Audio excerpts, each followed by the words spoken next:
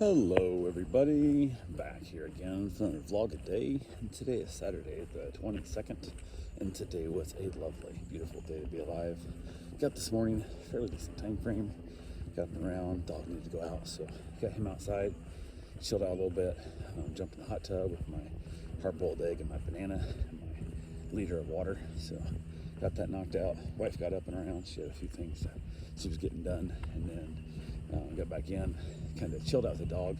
He's kind of feeling a little extra needy because I don't have any other dogs for him to play with here this trip. It's just him. So definitely been spending a lot more one-on-one time with him, trying to wear him out and entertain him. So one of the things I did is I've been chucking food around for him to hunt for and find, kind of thing, to help wear his brain out a little bit and make his nose work, to kind of give a little extra for him. So I spent a little bit of time doing that today. So just chilling outside, having a decent little morning. It was fairly chilly out. It wasn't horrible, but it wasn't warm. A lot warmer it was. Like, I think it started off the day, it was in the 50s, and yesterday, I think it was the day before, or it was like 41 in the morning. So it's definitely a lot warmer, which I knew at that point. I mean, my cousin was heading back home because she had brought that cold front down with her from up in Iowa, and I checked, and she was already like in Georgia. I'm like, yeah, you took the cold, thank you.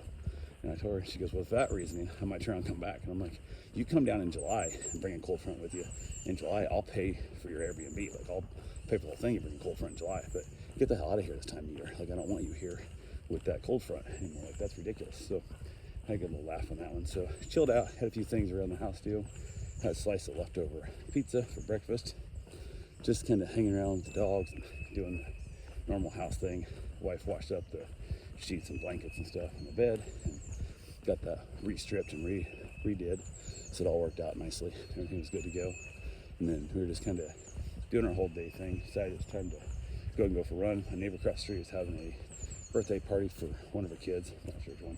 I'm assuming it's the oldest because he had a birthday recently, and I don't know if they're together like that close in time frame or what, so not really a big concern. But she told me there might be a bunch of cars parked around, and I reached out and told her, hey, if you need to, you can fit like 3 at my father-in-law's house, and you can fit an extra one in mine, but leave the side away from my red car open, the double driveway, so I can get out, kind of thing. And all that was just trying to be the neighborly part, so make their life a little easier, bring a bunch of people in. So they were over there, and I went for my run, and I saw they dropped off like a bounce house thing. There was a gigantic inflatable like bounce house, like birthday cake, and you could see it from the next road over. Like, I looked, and I was like, holy crap, the thing is like huge. Couldn't see it from the front because we're up against your house, but on the other side, looking at the fences and the sheds and stuff, you could see this giant birthday candle sticking up. So I texted him like, hey, just so I can see your bounce house like from the neighboring street. The thing is massive. She goes, yeah, it's way bigger than I thought it was gonna be. So, but they were having fun. Got back from my run, went in and chat with my wife for a little bit, then decided I was gonna go ahead and go do some mowing, and didn't do a lot of mowing. There's a lot of weeds growing now. It's weird, cold. The grass ain't growing much, but the weeds are growing. So I did knock down a few spots. The ditch on my father-in-law's place was definitely overgrown, real heavy. So that was the most time consuming. So got that all cleaned up, got that all mowed. And my electric mower, I wasn't worried about like disturbing their party or nothing. It was super quiet, so everything was easy. Didn't have to feel bad about that. So I got that done, headed back in, decided I was gonna jump in the hot tub for a little bit. Told my wife I was going to make myself a drink, get in the hot tub.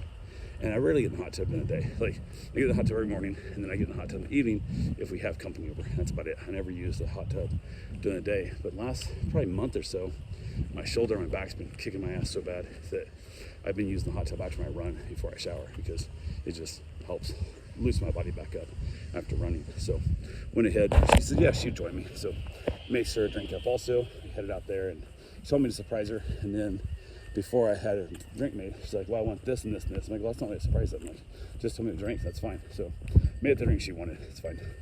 Pineapple flavored Mountain Dew and peach schnapps. It actually turned out pretty good, but I ended up emptying out the last of my salted caramel whiskey, which is like $18 a bottle. It's super cheap, and it's really tasty. So mixed it up with a little bit of root beer.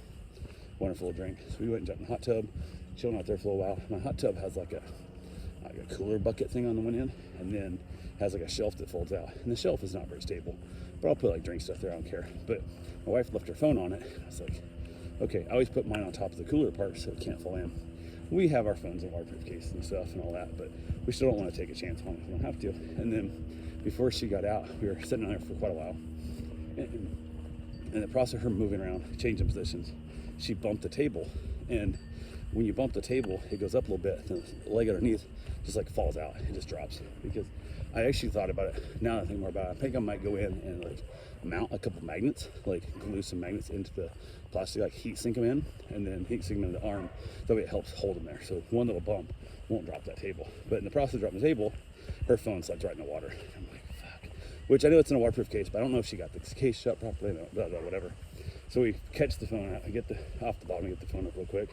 I jump out and it's still working, but it still makes me nervous. So I run over, dry it off in a towel real quick, and then I go inside to chuck it in the bag of rice I had for a set of headphones that were acting up that I thought maybe were wet. I think the seals on them went bad. They're old, and I thought maybe that's what was causing it, because it was like it wouldn't turn off, the volume wouldn't work right. It was a bunch of problems. So that's what I thought it was. So they were still in there, so I chucked those headphones out, and then I pull her case open to put just her phone in there without the case, because I thought, well, if water got past the case, now it's like still trapped against the phone. So chucked the phone in there. It's still working again fine.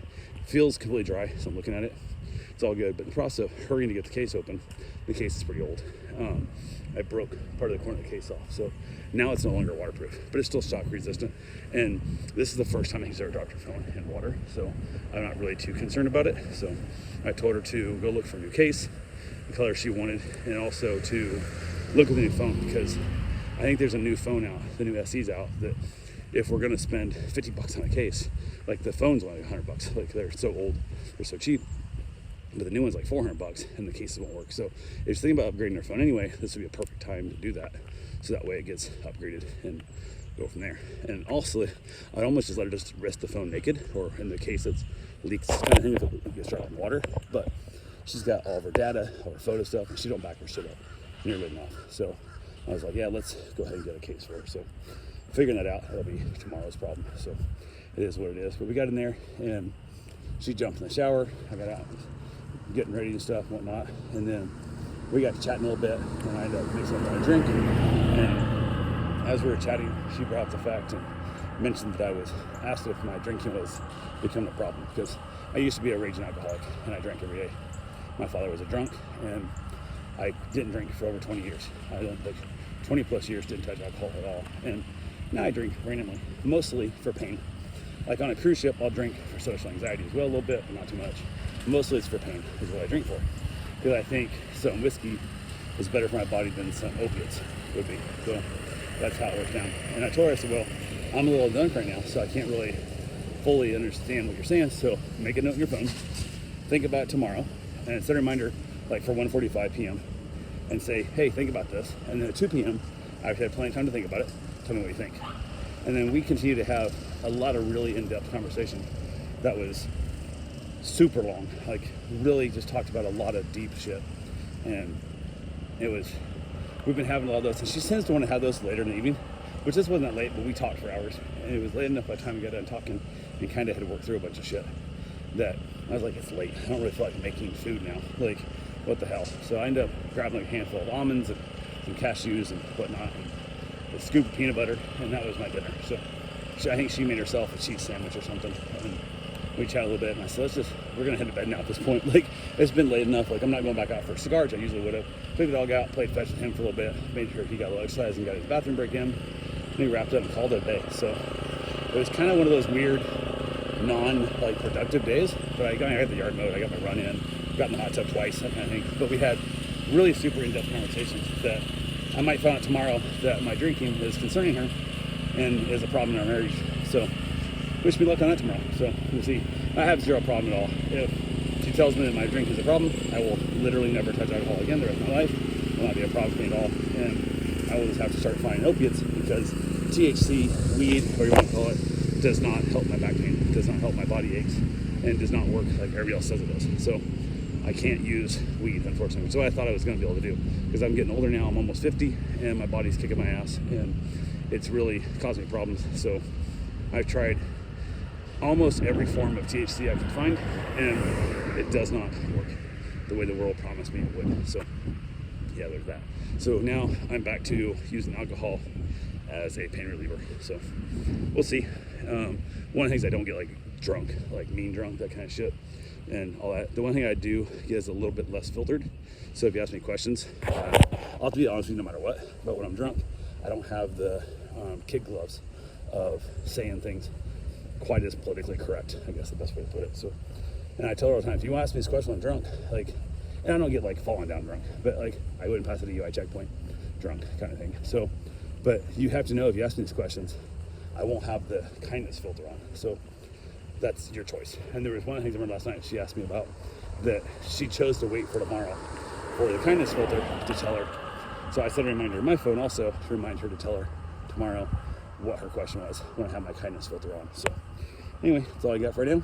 I will talk to you guys tomorrow. Have yourself a safe and wonderful day. Thanks for watching.